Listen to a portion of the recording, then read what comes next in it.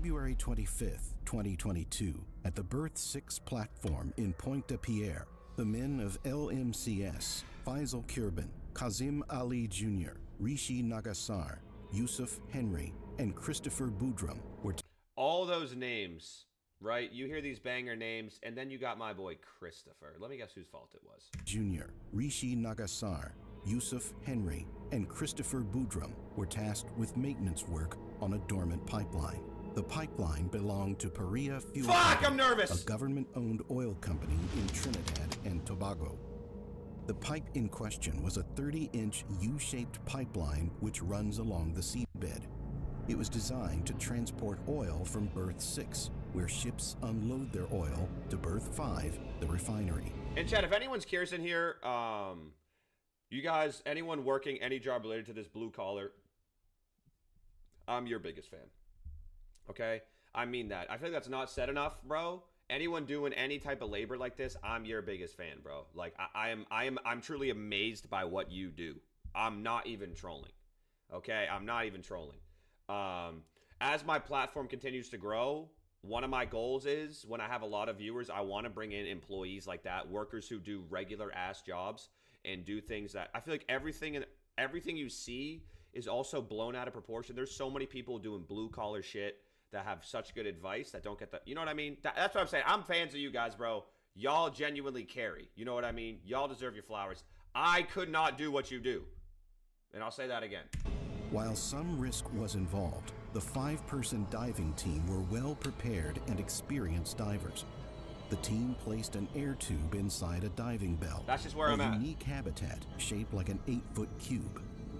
The diving structure provided a dry workspace for the LMCS. Whoa, yo, that dude's got some fucking cheeks on him. Okay, I know. Listen, I know which way I swing. That's a decent set of cheeks. Team.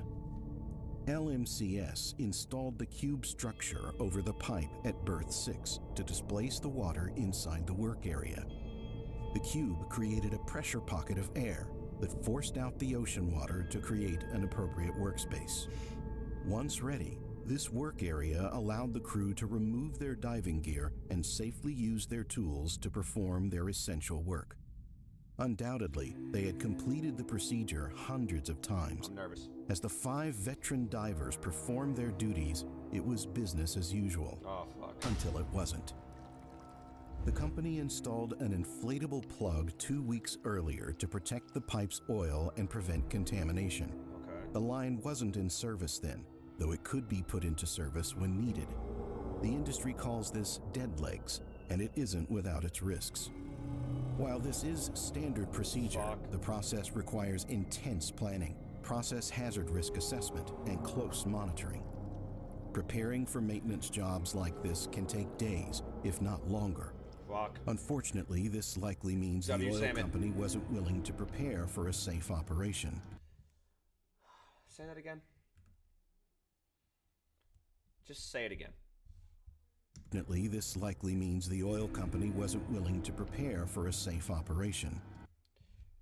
They weren't willing to prepare for a safe operation. Say it one more time. This likely means the oil company wasn't willing to prepare for a safe operation. That's fucked up. But like most employees, the 5 divers were following orders. Yeah, CEO somewhere in fucking Abu Dhabi. Send them down there and fix that fucking pipe. They go, yo, it's not ready. Send them down there and fix that fucking pipe before I cut everyone's salary. The divers descended to their work site, unaware of the surprise. As it turns out, inflatable plugs like this are pressurized, holding back the high-pressure air in the diving bell and the low-pressure air in the pipe itself. These events created the formula for disaster. Once Ali Jr. handed a wrench to his crewmates in the diving bell, they began loosening the valve to release the plug. No. The 5 divers had no warning. As soon as they released the plug, the pressure difference turned the inside of the pipe into a relentless vortex. No.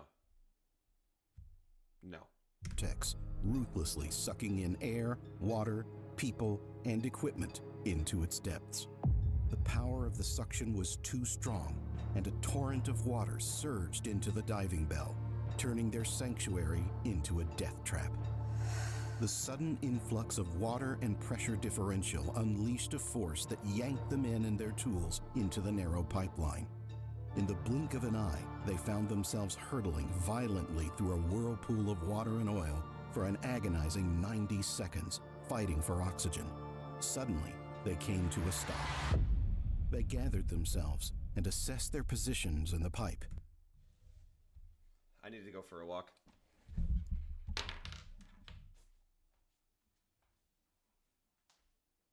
Holy fucking shit. Yo. What the fuck, bruh? What the fuck, bruh? What the fuck? Holy shit. Holy fucking shit. And they're not even going to mention the fact that it's definitely pitch black. And they're not going to mention the fact that it's definitely, absolutely pitch fucking black in there. Realizing the gravity of their situation, they discovered that the violent tornado of water, air, and oil left them settled somewhere in the line where an air pocket allowed them to breathe. Who's the group leader? The sole survivor, Christopher Boudrum, vividly recounts how it went down. Oh my god, there's a fucking survivor? Oh fuck. Oh, I don't even know if I'm ready to hear this. Everything just spinning and beating you up and tapping so fast. I couldn't react. The only thing I remember able to do was cover my head, like in the fetal position. After that, all I remember, I didn't even remember actually getting pulled in the pipe. I just remember going hurled through the pipe at unbelievable speeds. I couldn't hold my breath no longer, man. Truth, when you're holding your breath for too long, after a while, your body, your lungs just fight. Your airways close, you see a noise.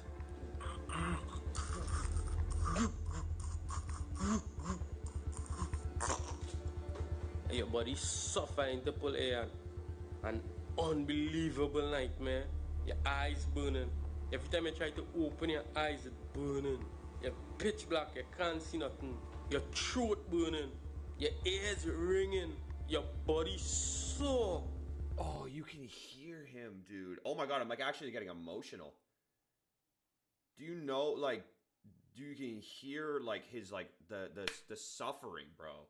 The trauma. You hear like thinking about his friends in there, and he's like, you guys, like he's just like he's telling us, bro, like it's actually crazy. Like we'll never understand, man. That is fucked. And at that point, I tell myself I was gonna dead. Their struggle for survival was only beginning.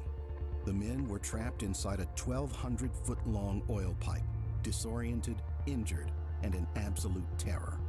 Amidst this chaos and fear, the men tried to communicate and keep each other's spirits up.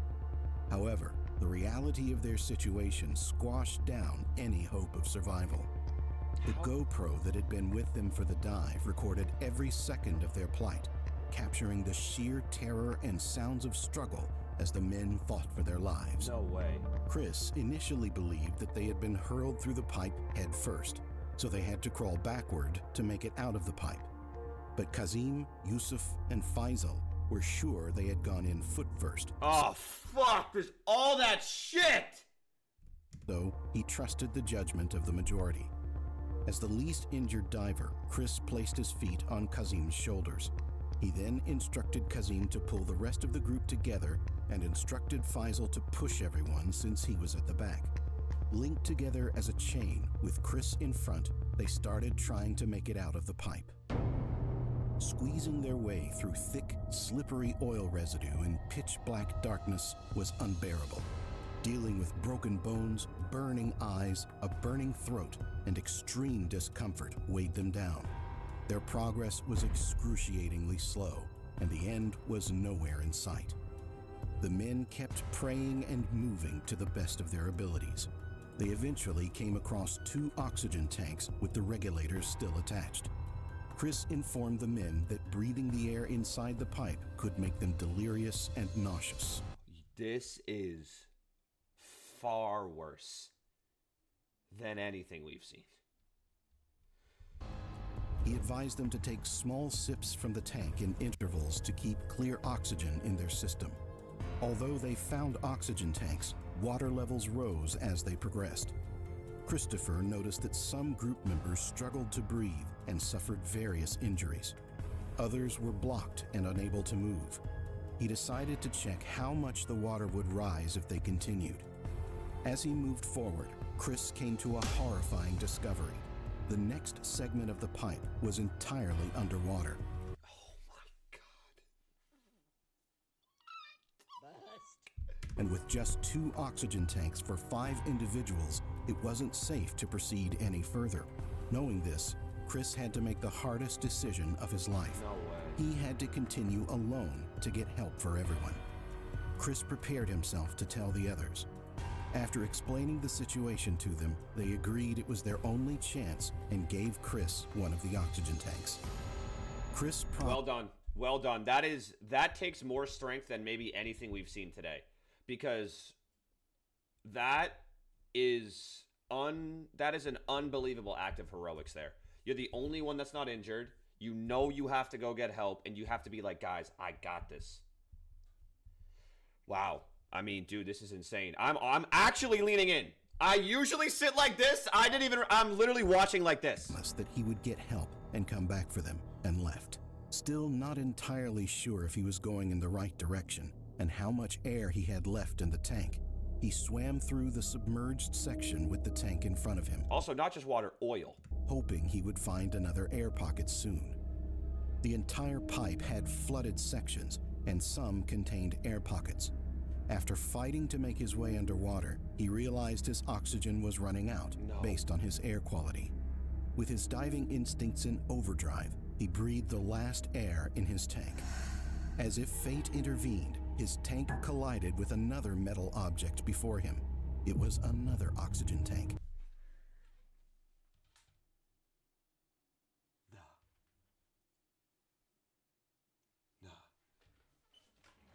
That is crazy. He quickly tried to find the new tank's regulator. Cold Scar? After scrambling in pitch black, he finally found it, but the regulator had no mouthpiece, so he pushed the whole thing in his mouth. His mouth was covered in oily sludge. He managed to take a relieved breath from the tank. He knew he couldn't stop and continued with all his strength, uncertain how long he could survive. As he clambered through the pipe, he finally entered another air pocket. Yet, instinctively, he knew his only escape was returning to the riser. Unfortunately, this section of the pipe was half full of water. He found another air tank and reached the last flooded section before the riser.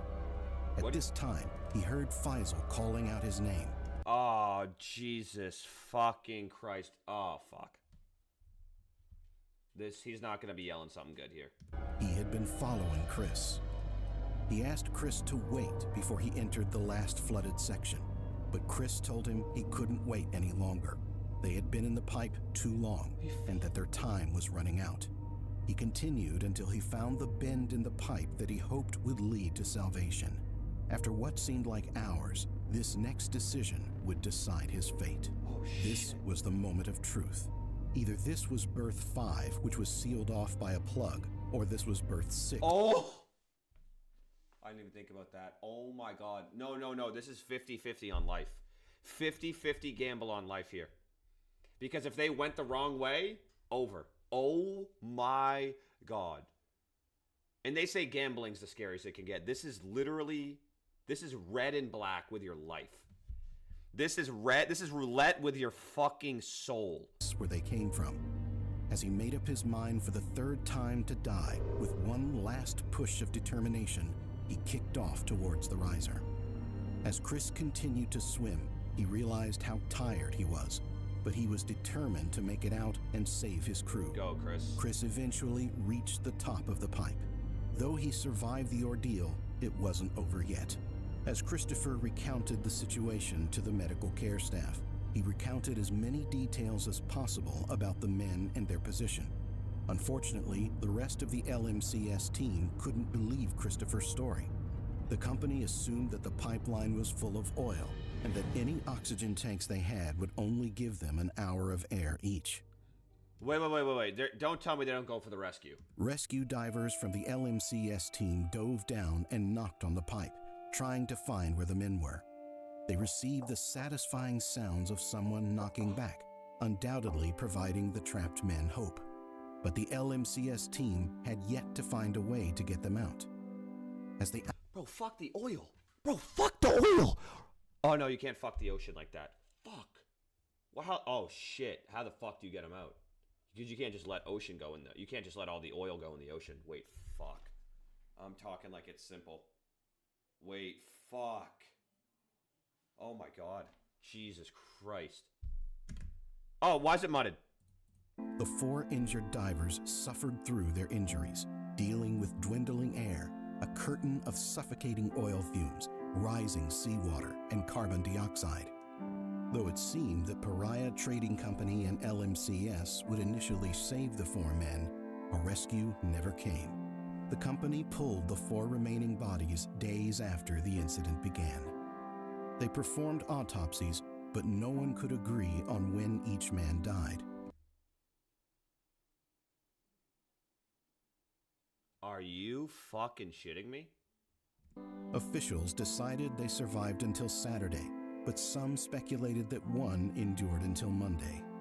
Officials launched a commission of inquiry in Trinidad and Tobago to investigate the circumstances that led to the Pariah diving tragedy. Because everything inside my... Oh, fuck, dude. This is about to fuck me up. Fuck me, dude. On a fucking Tuesday, I'm fucked. This is about to fuck me. This is about to fuck me.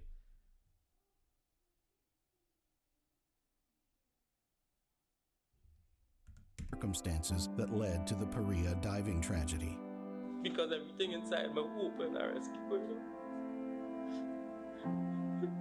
Everything inside me hope and I rescue was going on. Nobody was making an attempt to rescue me.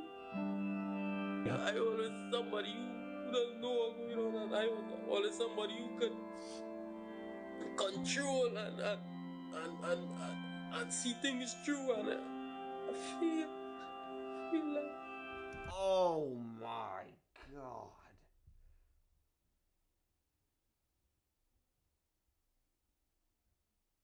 Oh my God. Oh my God. Dude, that survivor guilt is fucking insane. He thinks he failed them, bro. Oh my God. That is one of the hardest things I've had to watch. Dude. And he did the hardest part.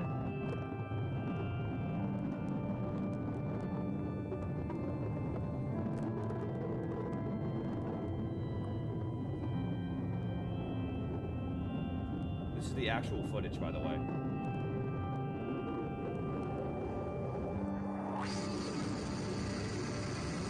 Oh my God, wait, is this actually when it happens?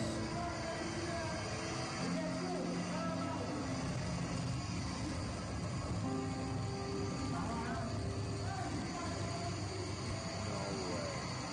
I'm actually scared right now.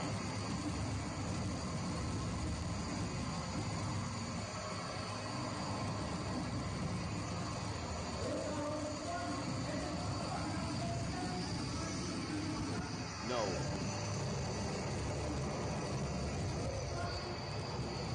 Oh my God.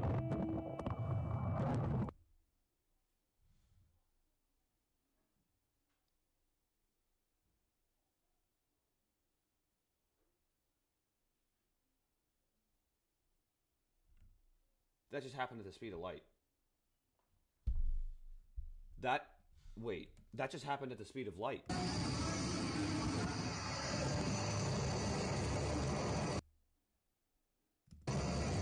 Watch there, he's in there right now.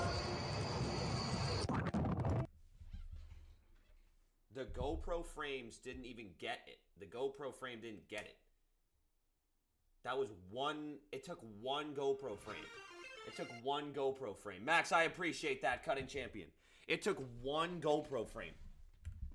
What does a GoPro shoot? 60 to 100 frames a second? And they couldn't even get that. They couldn't even get it. Look at this. Boom, oil.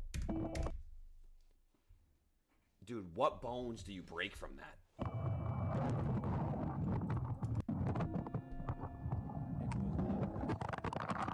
Edit audio to exclude 90 seconds of tumbling in water and unintelligible words.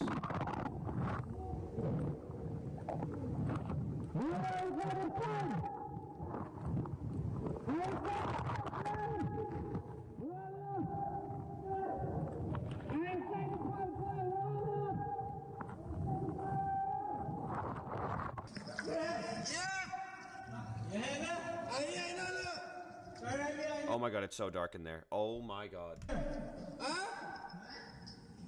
ain't 35 too. I tried to come up. General. Yeah. Yeah. Right behind you, man. All right behind you? You're right behind me? Yeah. You don't know when to come up? It's not coming up. Who making all that noise? Come on, all I mean, let's figure it out. We gotta go. We gotta start moving. Bro, someone's arm is probably like backward.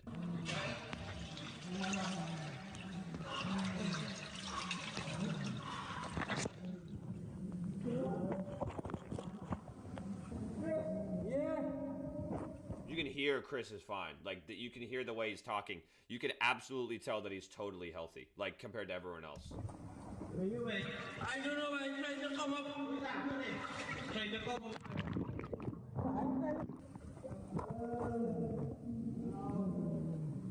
But don't worry, all is good. All is good, I'm gonna get through this. I'm trying to come up. Wow, this is unbelievable.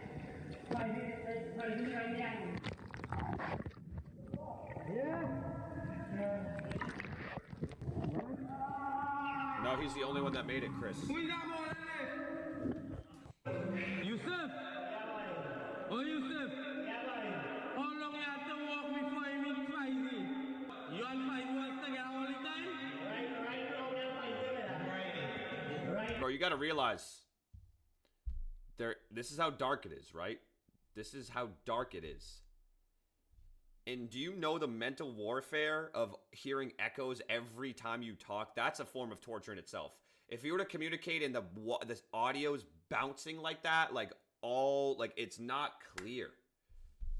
Like it's making me, I have a headache a little bit just hearing all the echoes and the confusion and the water. Who else with you? Guys with you? Right there. Right there where? Guys, everything alright with you? No. Any items break?